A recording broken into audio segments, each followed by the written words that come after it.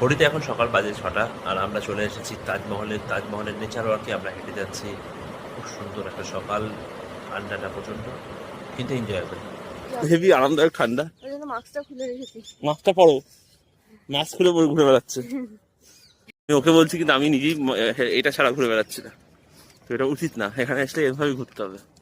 আমরা পুরানি মান্ডি গেট দিয়ে ঢুকেছি, ঢুকে হাঁটতে হাঁটতে এসেছি, কিন্তু যদিও ওখান দিয়ে বাগি পাওয়া যায়, বাগি এসে এই ক্রসিংটায় জাংশনটায় ড্রপ করে দেয়, আপনারা চাইলে সেভাবেও আসতে পারেন। আমরা সকালবেলায় হাঁটাটাই প্রেফার করেছি। সোজা এসে ডান দিকে টিকিট কাউন্টার আছে, এই যে দুটো টিকিট নিয়ে নিয়েছি তাজমহলের। চারিদিকে একটু নোংরা হয়ে রয়েছে, পরিষ্কার টরিষ্কার করে না। এখানে স্ক্যান করতে হবে, এখানে সিকিউরিটি চেক হয়।